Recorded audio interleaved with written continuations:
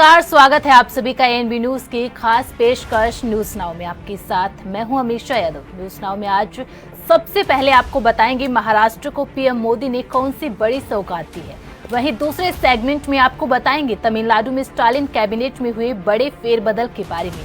वहीं तीसरे मुद्दे में आपको बताएंगे हिजबुल्लाह चीफ नसरल्लाह की मौत पर महबूबा मुफ्ती के रुख पर राजनीति कैसे तेज हो गई। वहीं खेल की दुनिया में बात करेंगे आईपीएल की, जिसमें आपको बताएंगे कि आईपीएल के नियमों में क्या बदलाव किए गए। तो चलिए बिना किसी देरी के शुरू करते हैं न्यूज नाउ। महाराष्ट्र में विधानसभा चुनाव की सरगर्मियों के बीच सरकार नोटिफिकेशन जारी होने से पहले सौगातों की घोषणा करने में जुटी हुई है। इस बीच प्रधानमंत्री नरेंद्र मोदी ने वीडियो कॉन्फ्रेंसिंग के जरिए महाराष्ट्र के पुणे में 11,200 करोड़ रुपए की परियोजनाओं का उद्घाटन और शिलान्यास किया। इसमें सोलापुर हवाई अड्डे की सौगात भी शामिल है। बता दें, पीएम मोदी को पुणे आकर इन योजनाओं की सौगात देनी थी, लेकिन भारी बरसात के कारण वो पुणे नहीं पहुंच सके और दिल्ली से ही वर्चुअली उद्घाटन और शिलान्यास किया। महाराष्ट्र को 11,200 करोड़ रुपए की सौगात। महाराष्ट्र में विधानसभा चुनाव का ऐलान कुछ दिनों में होने वाला है। ऐसे में चुनाव की घोषणा से पहले सरकारें अपनी सभी लंबित शिलान्यास और शुभारंभ पूरी करने में लगी हुई है। इस बीच प्रधानमंत्री नरेंद्र मोदी ने वीडियो कॉन्फ्रेंसिंग के जरिए महाराष्ट्र में 11,200 करोड़ रुपए से अधिक की लागत की विभिन्न परियोजनाओं का शिलान्यास और उद्घाटन किया। पीएम मोदी ने राज्य के सोलापुर हवाई अड्डे का उद्घाटन किया। वहीं पुणे में सावित्रीबाई फुले मेमोरियल की नींव भी रखी। इसके साथ ही पीएम ने पुणे के डिस्ट्रिक्ट कोर्ट से Swargate section route metro route का भी उद्घाटन कर दिया। महाराष्ट्र को कौन कौन सी सौगात मिली? पुणे के डिस्ट्रिक्ट कोर्ट से स्वारगेट सेक्शन मेट्रो रूट का उद्घाटन, महाराष्ट्र में सोलापुर में हवाई अड्डे का उद्घाटन, पुणे में सावित्रीबाई फुले मेमोरियल का शिलान्यास, स्वारगेट से कात्रज सेक्शन तक मेट्रो रूट शिलान्यास, बिडकीन औद्योगिक क्षेत्र भी महाराष्ट्र को समर्पित। मेरा तो नुकसान हो गया। महाराष्ट्र को सौगात देने की बात अपने संबोधन में पुणे का दौरा न कर पाने पर खेद जताया। उन्होंने कहा, 2 दिन पहले मुझे कई बड़ी परियोजनाओं के लोकार्पण और शिलान्यास के लिए पुणे आना था, लेकिन भारी बारिश के कारण मुझे वो कार्यक्रम रद्द करना पड़ा। इससे मेरा तो नुकसान हो गया। हम तेज गति से आगे बढ़ रहे हैं। आज भगवान विट्ठल के आशीर्वाद से भक्तों को एक स्नेह भरा उपहार भी मिला है। मुझे कई बड़ी परियोजनाओं के लोकार्पण और शिलान्यास के लिए पुणे आना था, लेकिन भारी बारिश के चलते वो कार्यक्रम रद्द करना पड़ा। उसमें मेरा तो नुकसान है ही, क्योंकि पुणे की कण कण में राष्ट्रभक्ति है, पुणे के कण कण में समाज भक्ति है। ऐसे पुणे में आना वो अपने आप में ऊर्जावान बना देता है। तो मेरा तो बड़ा लॉस है कि मैं आज पुणे नहीं आ पा रहा हूं, लेकिन अब टेक्नोलॉजी के माध्यम से आप सभी के दर्शन करने का मुझे सौभाग्य मिला है।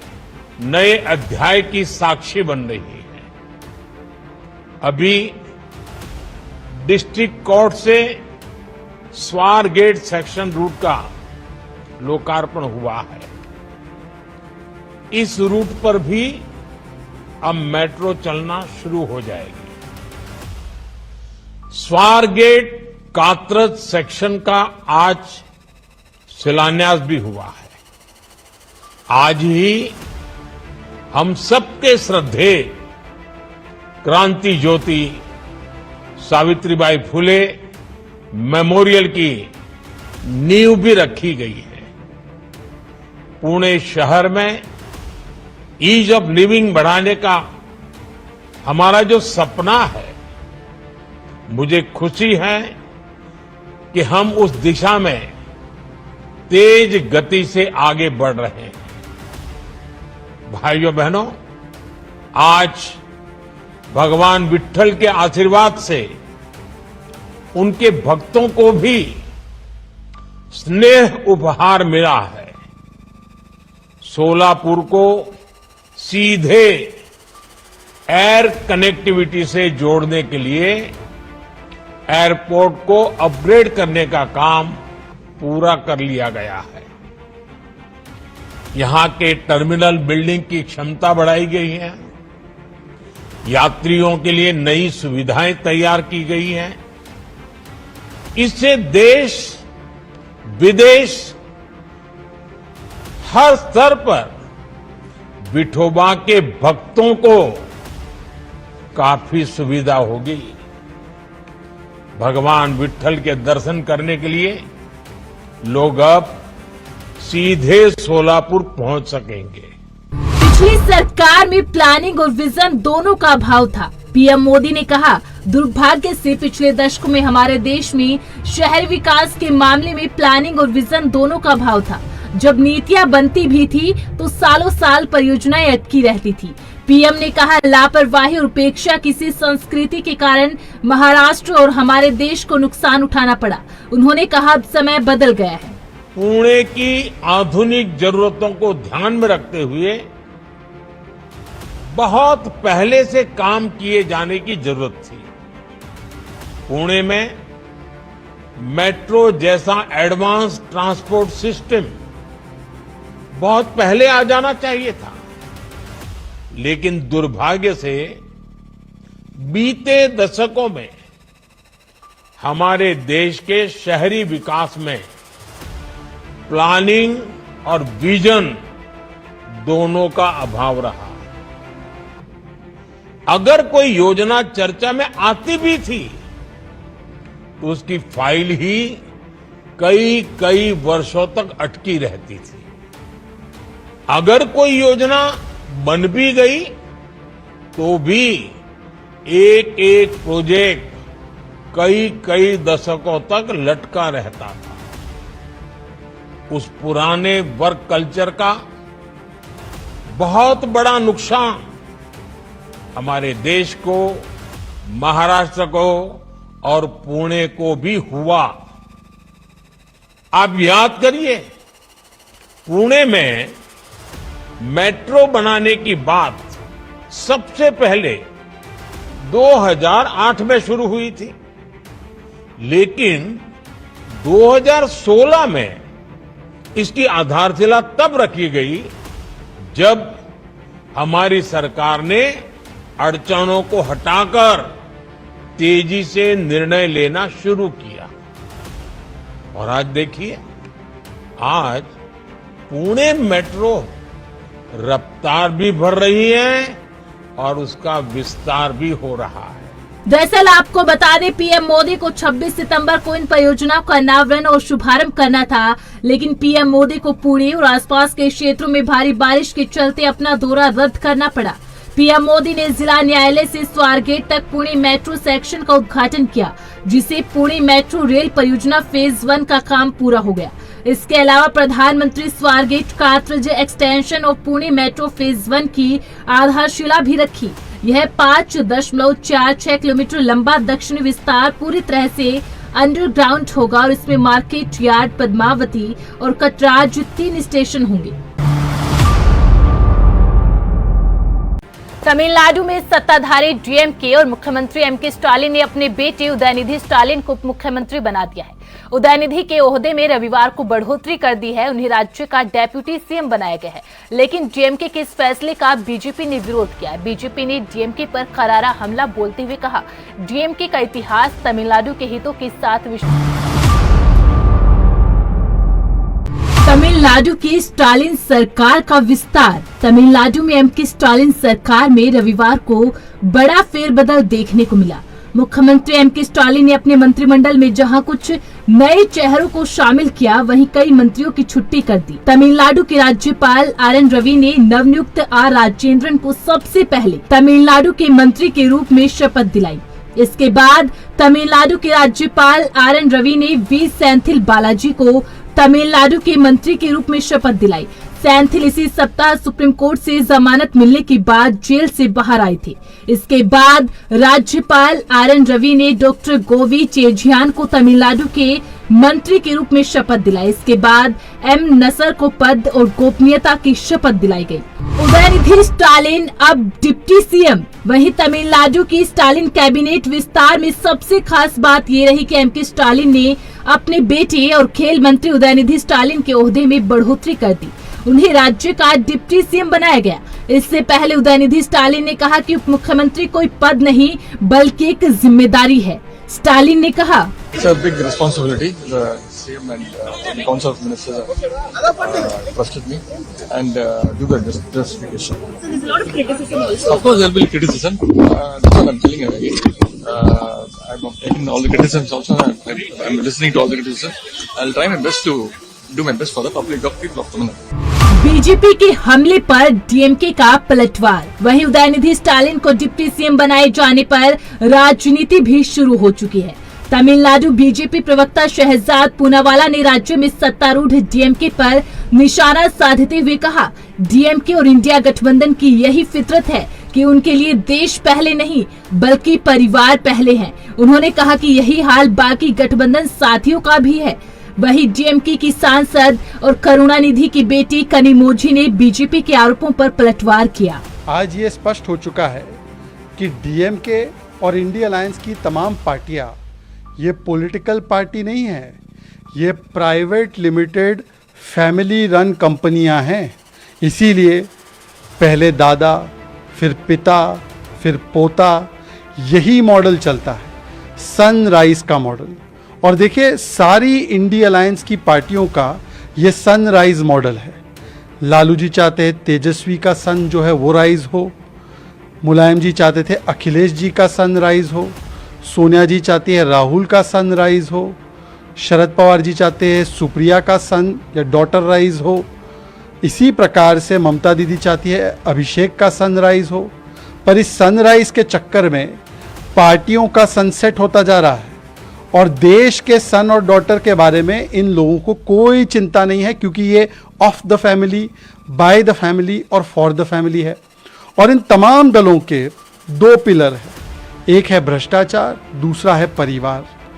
पहले उन लोगों को जो करते हैं भ्रष्टाचार और आगे उनको बढ़ाओ जो है अपने ही परिवार। परिवार और भ्रष्टाचार ये दोनों दीवार है इन लोगों की। इसीलिए देश के बेटा बेटी के बारे में, देश के सन और डॉटर के बारे में तो मोदी जी सोचते हैं, क्योंकि वो नेशन फर्स्ट सोचते हैं। और ये डीएमके इंडिया अलायंस ये केवल फैमिली फर्स्ट सोचते हैं। ये देश के बेटा बेटी नहीं, अपने बेटा बेटी को आगे करना चाहते हैं। वैसे सवाल ये पूछा जाएगा कि ये रिवॉर्ड किस बात का दिया जा रहा है उदयनिधि को? सनातन समाप्ति के बयान का, सनातन को मलेरिया कहने के बयान का?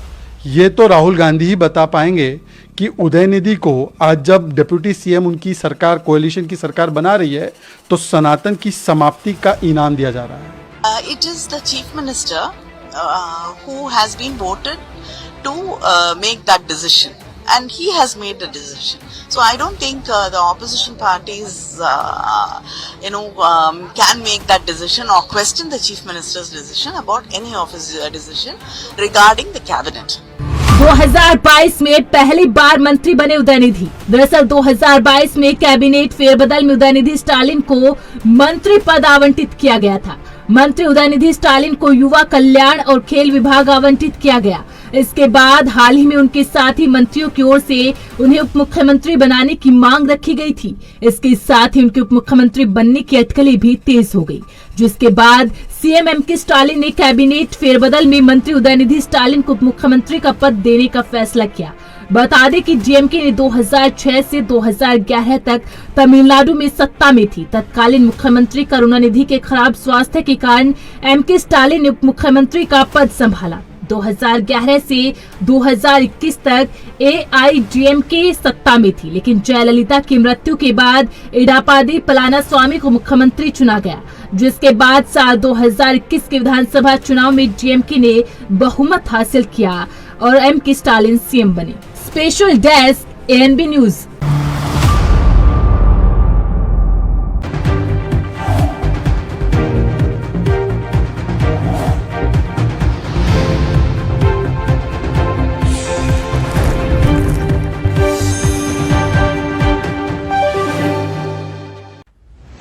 नहीं दबेगी कोई आवाज, हटेगे पर्दे, सामने आएगा हर राज।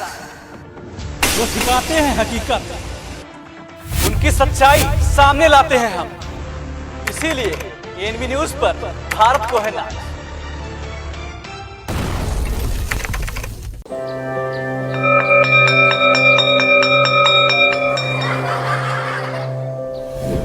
जन कल्याण के लिए संवेदनशील यशस्वी प्रधानमंत्री नरेंद्र मोदी जी की प्रेरणा एवं माननीय मुख्यमंत्री योगी आदित्यनाथ जी के नेतृत्व में उत्तर प्रदेश के सभी मंडलों में स्थापित किए गए हैं अटल आवासीय विद्यालय। कक्षा 6 से 12 तक निःशुल्क शिक्षा ग्रहण कर रहे हैं श्रमिकों के बच्चे। अटल आवासीय विद्यालयों का संचालन Uttar Pradesh building and other construction workers welfare board के तहत अटल आवासीय विद्यालय समिति कर रही है। विद्यालयों में एक और नई शिक्षा नीति का समावेश और रुचि एवं क्षमता के अनुसार बच्चों को किया जा रहा है शिक्षित। इन विद्यालयों में निर्माण श्रमिकों और मुख्यमंत्री बाल सेवा योजना से आच्छादित बच्चे सीखते हैं अनुशासन, आत्मनिर्भरता और जीवन कौशल का हुनर। शिक्षा का उपहार कर्मयोगी सरकार।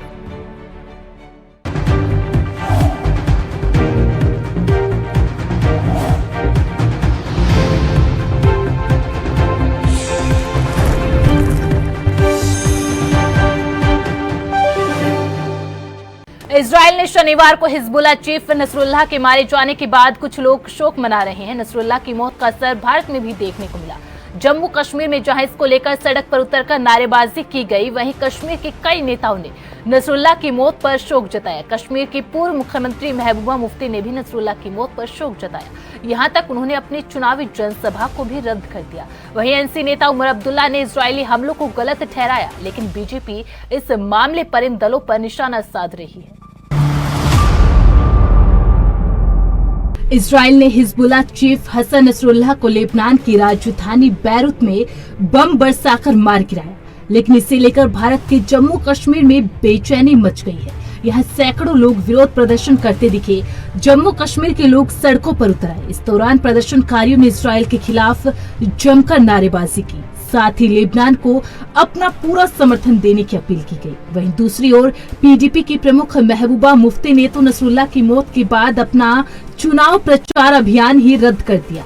महबूबा मुफ्ती ने अपने पोस्ट पर जानकारी देते हुए बताया, लेबनान और गजा के शहीदों और विशेषकर हसन नसरुल्लाह के साथ एकजुटता प्रदर्शित करने के लिए मैं कल अपनी चुनावी अभियान रद्द कर रही हूँ। हम अपार दुख और प्रतिरोध के इस घड़ी में फिलिस्तीन और लेबनान के लोगों के साथ खड़े हैं। उधर नेशनल कॉन्फ्रेंस के उपाध्यक्ष उमर अब्दुल्ला ने इजराइल और हिजबुल्लाह के बीच जारी जंग की आलोचना की। हालांकि वो हिजबुल्लाह चीफ की मौत पर बयान देने से बचती नजर आई। उन्होंने कहा, मैं इसके बारे में ज्यादा कुछ नहीं कहूंगा। हमने पिछले साल इजराइल की ओर से की गई बमबारी और बल प्रयोग का लगातार विरोध और निंदा की। उमर ने कहा, विश्व शक्तियों को इजराइल पर दबाव बनाए रखना चाहिए कि गाजा, लेबनान और अन्य जगहों पर निर्दोष लोगों की हत्या को रोके। उमर ने केंद्र सरकार से भी इस बारे में अपील की। हम तो वैसे भी इजराइल की तरफ से जो लगातार पिछले 1 साल से बमबारी और ताकत का इस्तेमाल हो रहा है, हमने तो उसकी मुखालफत की है, मजम्मत की है और बार बार ये मांग की कि इसका इस्तेमाल ना हो। दुनिया की ताकतों को इजराइल पे दबाव बनाए रख के वहाँ पे बेगुनाह लोगों की मौत और उनको जख्मी करने का जो सिलसिला लगातार 1 साल से चल रहा है, उसको बंद करना चाहिए।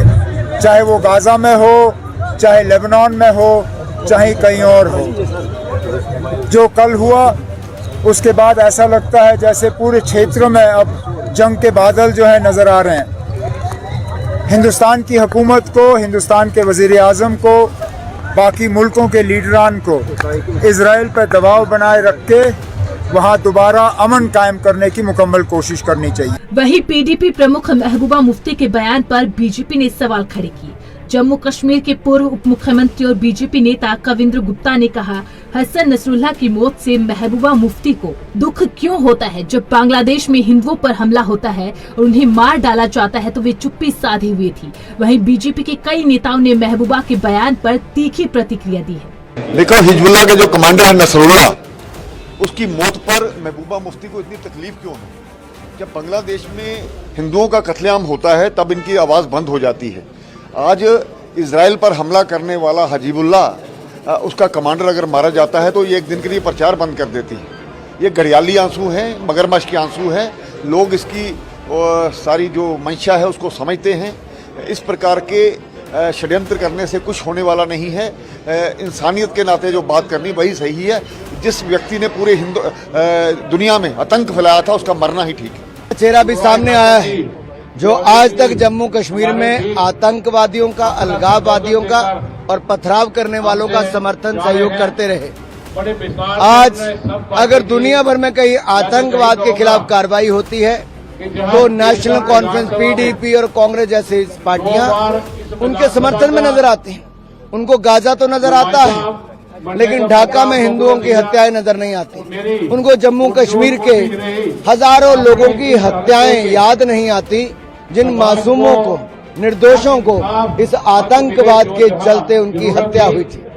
इससे बड़ा दुर्भाग्य क्या होगा कि ये राजनीतिक दल तुष्टीकरण की राजनीति के चलते चलते इस तरह से अपनी रैलियों को रद्द भी करते हैं, आतंकवाद का समर्थन भी करते हैं। ये लोकतंत्र के पक्ष में नहीं है, आतंकवाद के समर्थक हैं। हमारे सेना के जवान किसी भी आतंकवादी हमले को खत्म करने में पूरी ताकत के साथ लगे हुए हैं और हर आतंकवादी को ढेर किया जाए। देखिए, दुनिया में कहीं भी जंग जदल होना नहीं चाहिए।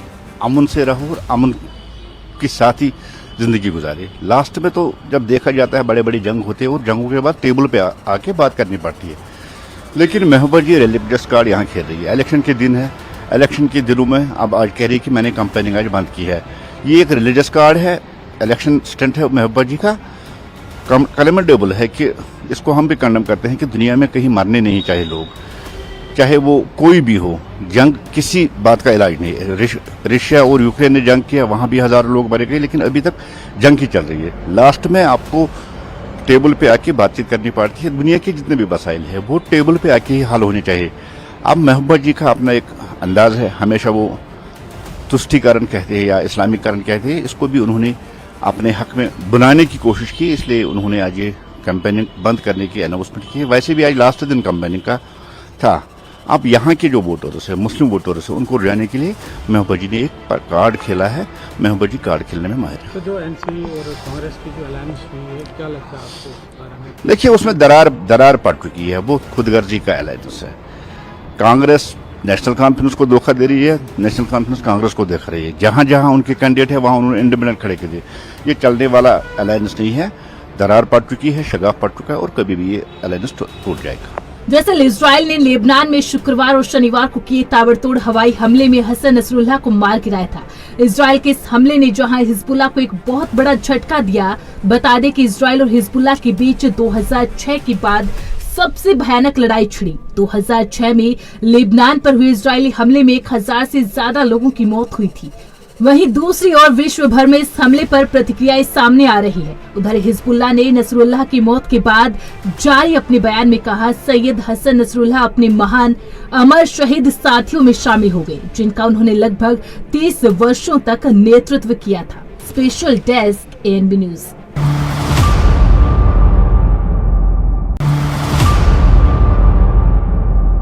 आईपीएल 2025 मेगा ऑक्शन से पहले बीसीसीआई ने रिटेंशन और खिलाड़ियों से जुड़े नियमों की घोषणा कर दी। साथ ही टीमों की पर्स वैल्यू में इजाफा करते हुए राशि 120 करोड़ रुपए कर दी गई है। वहीं इस बार नए नियमों के साथ टीमें 6 खिलाड़ियों को रिटेन कर सकती है। वहीं बीसीसीआई और आईपीएल गवर्निंग काउंसिल ने विदेश खिलाड़ियों के लिए भी नियम लागू किया है। देखिए हमारी ये खास रिपोर्ट।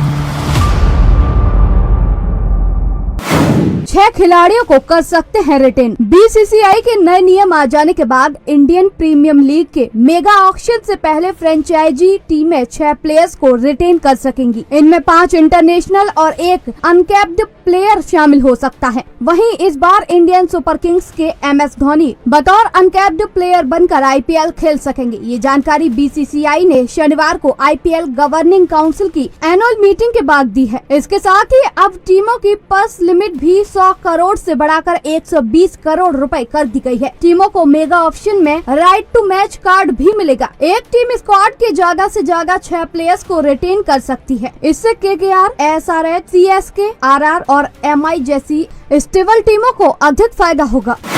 सभी प्लेयर्स को मैच फीस दिए जाने का ऐलान। बोर्ड के सिक्योरिटी जय शाह ने आज ही टूर्नामेंट में अब सभी प्लेयर्स को मैच फीस दिए जाने का भी ऐलान किया था। साथ ही इम्पैक्ट प्लेयर रूल भी लीग में बना रहेगा। मेगा ऑक्शन इसी साल नवंबर में हो सकता है, जिसकी तारीखें तय होना बाकी है। प्लेयर रिटेंशन की बड़ी बात है। 6 प्लेयर रिटेन कर सकेंगी IPL टीमें। 5 इंटरनेशनल, 1 अनकैप्ड प्लेयर हो सकता है। रिटेल में 2 प्लेयर्स 18-18 करोड़ रुपए के होंगे, 2 प्लेयर्स 14-14 करोड़ रुपए के होंगे, 1 खिलाड़ी 11 करोड़ रुपए का होगा। अनकैप्ड प्लेयर की कीमत 4 करोड़ रुपए होगी। 5 साल पहले रिटायर हुआ खिलाड़ी भी अनकैप्ड होगा। 5 इंटरनेशनल प्लेयर रिटेन करने के बाद 45 करोड़ ही बेचेंगे। IPL टीमें अगर मेगा ऑक्शन से पहले 5 इंटरनेशनल खिलाड़ी रिटेन करती हैं, तो उनके पर्स में 45 करोड़ रुपए ही बचेंगे, जिससे उन्हें बाकी 20 खिलाड़ी खरीदने होंगे। रिटेन हुए खिलाड़ियों में 2 प्लेयर्स 18-18 करोड़ रुपए, जबकि 2 प्लेयर से 14-14 करोड़ और 1 प्लेयर 11 करोड़ रुपए में टीम का हिस्सा बनेगा। अनकैप्ड खिलाड़ी को 4 करोड़ रुपए में रिटेन किया जा सकेगा। यानी टीमें अगर 5 इंटरनेशनल प्लेयर्स को रिटेन करती हैं, तो उन्हें 75 करोड़ रुपए खर्च करने होंगे। इससे उनके पास 45 करोड़ रुपए बचेंगे। अनकैप्ड प्लेयर भी किसी भी देश का हो सकता है।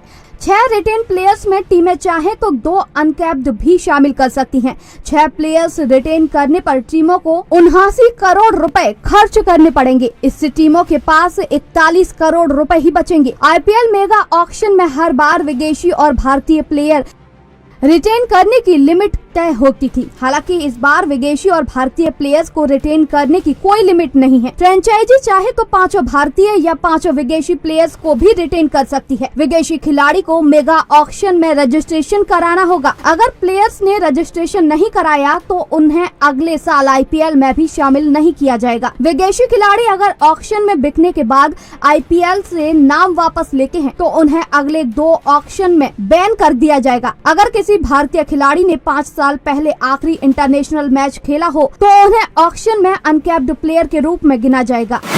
धोनी अनकैप्ड प्लेयर बनकर खेल सकेंगे। 5 बार की IPL champion Chennai super Kings के पूर्व कप्तान MS धोनी अनकैप्ड प्लेयर बनकर IPL खेल सकेंगे। IPL ने अपने पिछले नियम को फिर से शामिल करने का फैसला किया है, जिसमें 5 साल पहले इंडियन टीम से रिटायर होने वाले खिलाड़ी ऑक्शन में बतौर अनकैप्ड प्लेयर बनकर शामिल हो सकेंगे। धोनी ने 2020 में संन्यास लिया था, लेकिन उन्होंने भारत के लिए आखिरी मैच 2019 में खेला था। इस तरह 2025 के IPL तक उनके रिटायरमेंट और आखिरी मैच दोनों को 5 साल से ज्यादा का समय हो जाएगा। इस नियम का इस्तेमाल पहले कभी भी नहीं किया गया, जिस वजह से 2021 में इन्हें हटा दिया गया। हालांकि अब धोनी के लिए CSK इस नियम को यूज कर सकती है।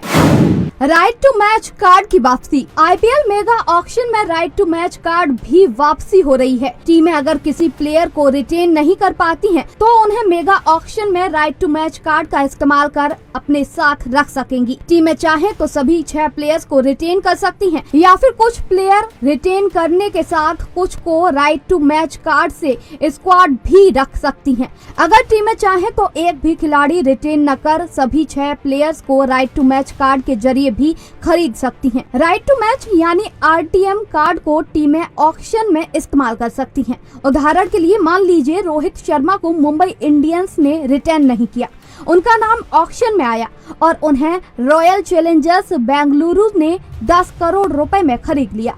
अगर मुंबई चाहे तो RTM कार्ड का इस्तेमाल कर रोहित को 10 करोड़ रुपए में अपने साथ ही रख सकती है। RTM कार्ड सभी टीमों के पास रहेगा। अब देखना ये होगा कि नए नियम आने से किस टीम का फायदा होगा और किस टीम का नुकसान। Sports desk ANB news. News now में फिलहाल इतना ही। मुझे दीजिए इजाजत। आप बने रहे ANB न्यूज के साथ। नमस्कार।